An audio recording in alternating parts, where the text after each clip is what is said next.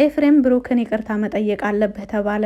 ኤፍሬም የሰራው ነገር ጥፋት እንደሆነና ስህተት እንደሆነ ጋሽዬ በደንብ አድርጎ አስረድቶታል ዛሬ። ኤፍሬም እርግጥ የሰራው ነገር ትክክል እንዳልሆነም አምኗል። ነገር ግን ብሩክ አናዶት እንዳደረገውም ተናግሯል። ጋሽዬ በሀይሚና በብሩክ መካከል የተፈጠረውን ግጭት ለማስተካከል ወደ አዲስ አበባ መጥተዋል። በሁለታቸው መካከል የተፈጠረውን ችግር ሳልፈታ ወደ ቡታጅራ መመለስ አይታሰብም ብሏል ጋሽዬ አስፈላጊ በሆነው ወቅት ላይ በመምጣቱ በጣም ደስ ብሎኛል። ይህ ነገር ብዙዎቻቸው እንደማያስደስታቸው እርግጠኛ ነኝ። በተለይ ደግሞ ትላንት የብዙዎቻችሁ ትክክለኛ ፊት የታየበት ቀን ነው።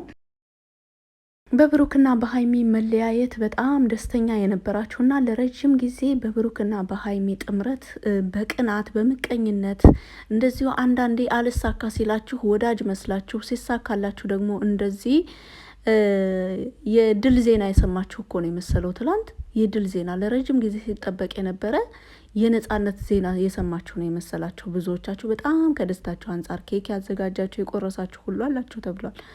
የሚያሳዝነው ነገር ኬኩ ተበልቶ ሳያልቅ እንኳን ደስታችሁ ዘላቂ እንዳልሆነ ለመናገር ነው ዛሬ የመጣሁት። በብሩክና በሀይሚ መካከል ተፈጥሮ የነበረው ግጭት እናንተ እንደፈለጋችሁት ሁለታቸውን እስከ መጨረሻው ድረስ ለማለያየት የሚያዘልቅ አይደለም።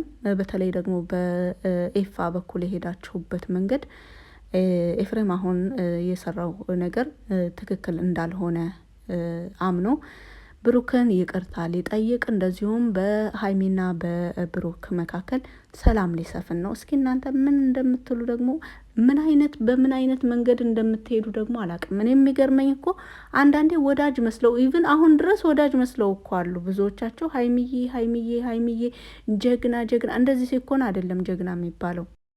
የማያዋጣ ባል ቅንድብ ይስማል አይደለም የሚባለው። የማያዋጣ ጭብጨባ፣ የማያዋጣ ሆይታ እዚህ ጋር ሀይሚ ጀግና ጎበዝ የምትሉት እሷ ጉዳዩ ሳይሰማት እናንተ ወደ ፈለጋችሁበት አቅጣጫ እንድትሄድ የሚያደርግ ነገር ነው የሚመስለው። አንዳንድ ወላጆች ህፃን ልጅ አቅፈው ሲያሳልፉ ገንዘብ በኪሳቸው ከሌላቸው የህፃናት መጫወቻ ምናምን ያለበትን ሱቅ በአይናቸው ልጆቻቸውን አይናቸውን ሸፈን ወይም ደግሞ ፊታቸውን ዘወር አድርገው የሚሄዱበት አቅጣጫ አለ። ልክ እንደዛ ነው እያደረጋችሁ ያላችሁት። ሀይሚ አሁን እያደረገችው ያለው ነገር፣ ኤፋ እያደረገ ያለው ነገር ልክ መስሎ ታይቷችሁ ሳይሆን ስህተት መሆኑ እንዳያውቁት፣ ስህተት መሆኑ እንዳይረዱ እያደረጋችሁ ነው ያላችሁት። ነገር ግን ሀይሚና ብሩክ እናንተ በምታጨበጭቡት እንደዚህ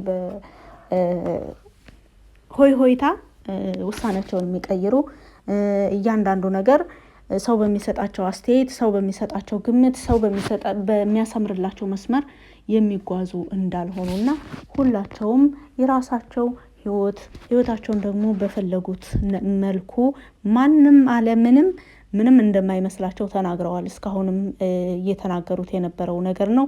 ላከበረን እናከብራለን፣ ክብር ለማይፈልግ ሰው ደግሞ ብለው የተናገሩት ነገር አለና እንደዚህ ነገሮች ሲበላሹ ይህን ያክል ደስተኛ መሆን፣ ይህን ያህል ማጨብጨብ፣ ይህን ያክል ብሩክ ምን አጠፋ? ሀይሚ ምን አጠፋች ካላቸው ብሩክስ ምን አጠፋ? ብሩክ ከመጀመሪያ ጥፋት ነበረበት። ይሄም ማይካድ ነው። ያም ደግሞ ሰው ሆን ብሎ ወደ ህይወቱ ያመጣቸው ሴቶች እንደሆኑ አስረድቷል። ተረገዘ በተባለውም ልጅ ምንም የሚያገባው ነገር እንደሌለ ተናግሯል። ለማሳመን ደግሞ ልጅቱ መውለድ አለባት፣ ከዛ በኋላ ምርመራ ውጤት ይዤ እመጣለሁ አለ። እስከሚያመጣ መጠበቅ ነው።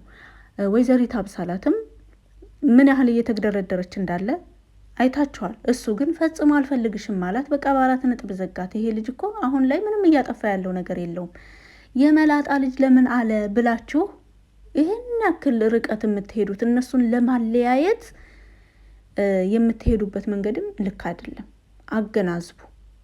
ይሄንን ስድብ ብዙዎቻቸው የሚጠቀሙት የጀማአው ቃል ነው። ባይዘዌ ካሁን በፊት ቤኪ ሰይድና ፍፄ የሰሩት ቪዲዮ ላይ ገብታችሁ አይታችሁ ከሆነ ይህንን ቃል በጣም በኖርማል እንደሚያዩትና እንደሚጠቀሙት ትረዳላችሁ።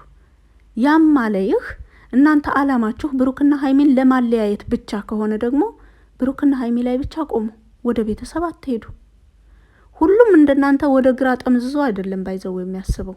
በጣም ቅን አሳቢዎች፣ ትክክለኛ ስድብ እንኳን እየተሰደቡ በመልካም የሚተረጉሙ መልካም ልብ የተሰጣቸው ሰዎች አሉ። እንግዲህ ሀይሚዬ በራሷ አንደበት ተናግራለች። ትላንት እንኳን በዛን ስሜት በዛን ንዴት ውስጥ ሆና እንኳን ብሩክ ጋሽዬን እንደሚያከብረው ተናግራለች። ቤተሰቦችን አክብር፣ ቤተሰቦችን ጋሽዬን እንደምታከብረው ጋሽዬ ፊት እንደምትቅለሰለሰው ሁሉ ከወንድሞችን ፊት እንደዛ ሆንልኝ ነው እንጂ አባቴን ለምን እንደዛ አልካላለችም። ስለዚህ እሷ ባላለችው ነገር እሷ እንደዚህ አለኝ ባላለችበት ነገር እኛ ደግሞ ጎርጉረን ወደ ቤተሰብ የሚያዳርስ ነገር ባናመጣ ጥሩ ነው። ቅን ማሰብ ማንንም አይጎዳም። ሌላ ብሩክ ምንም አላጠፋም እያልኩ አይደለም። ብሩክ ጥፋት ሲያጠፋ ነበረ የኖረው። እንግዲህ እሱ ሆን ብሎ ፈልጎ ያጠፋው ጥፋት ብዙም ባይኖርም ነገር ግን ሀይሚ የሆነ ሀሳብ ሳትስማማ ስትቀር በሴት ለማስፈራራት ለማስቀናት ምናምን የሚሄድበት መንገድ ሌላ ሴት እየቀያየረ የሚያመጣበት መንገድ በጣም የተሳሳተና እኔም የማልቀበለው ነገር እንደሆነ በተደጋጋሚ ተናግሬ ያለው። ግዴታ ሀይሚን ሀሳቧን ለማስቀየር ሀይሚን ለማስቀናት ወይም ደግሞ ምን ያክል እንደምትወደው ለማረጋገጥ ሌላ ሴት ይዞ እንደመምጣት አስፈላጊ እንዳልሆነ እኛም ተናግረናል። እሷም ሀይሚም ተናግራለች። እኔን ሀሳቤን ለማስቀየር ወይም ደግሞ ምን ያህል እንደምወድህ ለማወቅ ግዴታ በዚህ መልኩ መምጣት የለብህም ነበር ብላ በተደጋጋሚ ተናግራለች። እነዛ መንገዶቹ እነዛ ያንን የሚያደርግበት ነገር ስህተት ነው። የዛሬው ስህተቱ ደግሞ የቡራ ኤፋን ውጭ ማቆሙ ነው። ምክንያቱም ይህ ቤት የሀይሚና የብሩክ ከሆነ ብሩክም የሚፈልጋቸውን ሰዎች ይዞ ሲገባ ሀይሚ ዝም እንዳለችው ሁሉ የሀይሚ ወንድምም ወደ ቤት ሲገባ ብሩክ ዝም ማለት ነበረበት። በምንም አይነት ሁኔታ ውስጥ ይሆኑ፣ ንዴት ላይ የሆኑ፣ ፍቅር ላይ የሆኑ፣ ጸብ ላይ የሆኑ ቤት ግን መከልከል የለበትም። በር ላይ መቆሙ ስህተት የብሩክ ስህተት ነው። ኤፋን ውጭ ላይ ማቆሙ የብሩክ ስህተት ነው።